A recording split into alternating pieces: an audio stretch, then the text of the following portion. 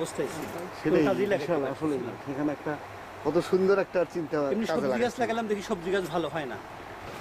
সঙ্গেই তোমার হাঁস 50টা ডিম পারে। হ্যাঁ হ্যাঁ 50টার কথা বলছো তো কবুতরের কথা।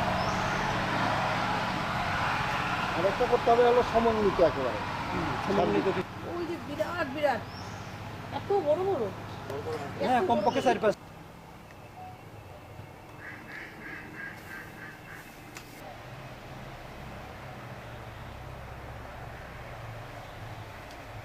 কিন্তু পেঁপের জন্য আলাদা খরচ নাই। আমার পেঁপে একটু ছায়া দরকার, আদার থেকে ছায়াটাও পাচ্ছে। ছায়াটা পাচ্ছে। এই পেঁপে ধরছে ছেলে গাছের পেঁপে কিন্তু মিষ্টি বেশি হয়, মিষ্টি বেশি হবে এমনি পেঁপে।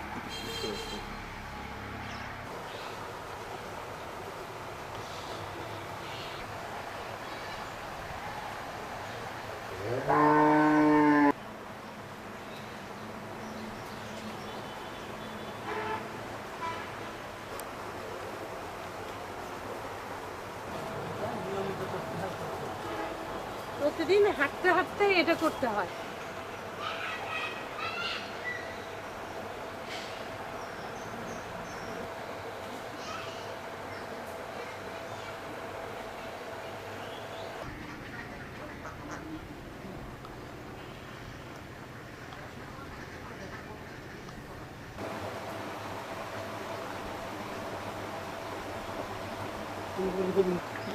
কত হলে বেড়ে ফেলছি। সময় পাওয়া যায় না, তাতে বের হয়। আসলেই তাই। অনেকে হ্যাঁ, খরচ কিন্তু আলাদা লাগতেছে না, আদার যে খরচ ওই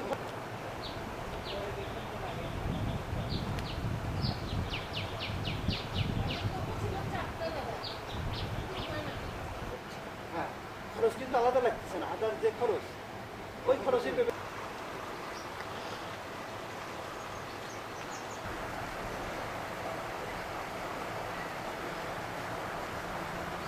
হ্যাঁ কয়েকটা আসে। আসে মাছ খায় না? না, না।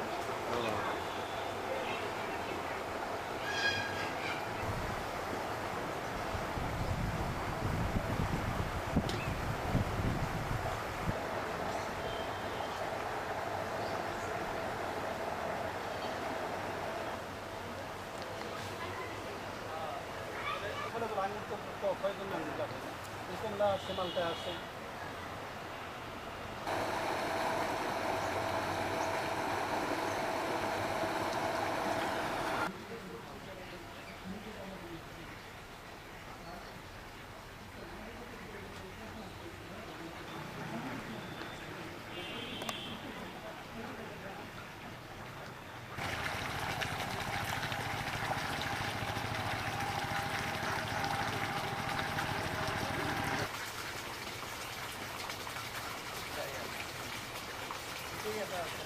মানে ইয়ের কথাটা সব দিয়ে। কি কি আছে, কি কি করতেছেন এবং ওদের ইন্ডিয়া থেকে নিয়ে এসেছিল। ওই যে ওই পাশে আমরা গাছ আছে আঙ্কেল। আমরা গাছ আছে না? হ্যাঁ, ও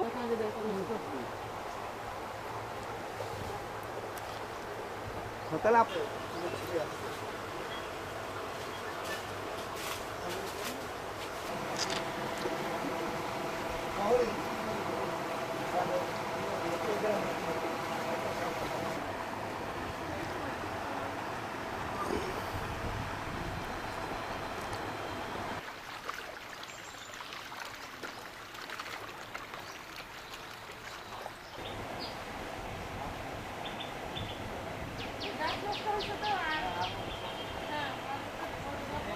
দীর্ঘদিন পুলিশে চাকরি করার ফলে দেখেছি যে বিশুদ্ধ খাবারের অভাব রয়েছে আমাদের দেশে। বিভিন্ন জায়গায় কীটনাশক এবং বিভিন্ন রকম অতিরিক্ত সার প্রয়োগের ফলে শস্য উৎপাদন করা হয়। এর থেকে আমার চিন্তা ভাবনা হলো পরবর্তীকালে যখন আমি অবসরে থাকব তখন যেন অন্ততপক্ষে বিশুদ্ধ খাবার নিজে খেতে পারি, প্রতিবেশী এবং মানুষকে খাওয়াতে পারি।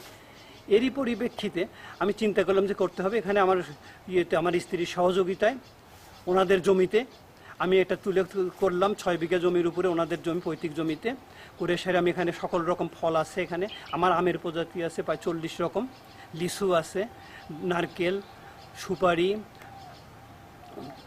আমড়া, নটকো, সব বিবিধ ফল, বারো আম, যেরকম ইয়েতে বাড়ি ফোর, এই সময় বিভিন্ন রকম আম আছে, লিচু আছে, সকল প্রকার ফল, পেঁপে, আতা, ছড়িপা, সব বিবিধ রকম ফল, যত রকম ফল আছে, শুধু আঙ্গুর, আপেল বাদে কমলা, মালটা, সকল রকম ফল আমি এখানে আবাদ করি এবং কৃষি, সকল প্রকার কৃষি কী করি এবং সেগুলো বিষমুক্ত। এবং আমার এখানে খামারের ভিতর হাঁস আছে, যে প্রতিদিন 45 থেকে 50টা ডিম পারে, মাছ আছে, সকল প্রকার মাছ আছে, এখানে গরু আছে এবং ভবিষ্যতে আমার আছে এটা কৃষিতে আরও অগ্রগতি করা। আর যত রকম শস্য ফসল আছে কৃষি, শীতকালীন ইতিপূর্বে আবাদ করেছি, ভবিষ্যতেও করব এবং যত রকম আরও ফল যেগুলো অবশিষ্ট আছে সেগুলো ফলের আবাদ করব এবং পাশাপাশি যেন সবজি, যেন মানুষ যেন বিষমুক্ত সবজি এবং শাকসবজি ফল খেতে পারে, সেই জন্য আমার সর্বোত্তম চেষ্টা থাকবে। এই অনুপ্রাণিত হচ্ছে, দেখতে আসে, আমি এটা মনে করছি, আমি চেষ্টা করছি, এখনও শেষ হয়নি, আশা করি ভবিষ্যতে আরও করতে পারবো। মডেল আমি বলবো না, আমি চেষ্টা করে যাচ্ছি, আশা করি সকলের সহযোগিতা পেলে। কৃষি বিভাগ আমাকে সহযোগিতা করে, এবার মশলা গবেষণা কেন্দ্র মহাস্থান থেকে আমাকে 50 কেজি আদা বীজ দেওয়া হয়েছিল।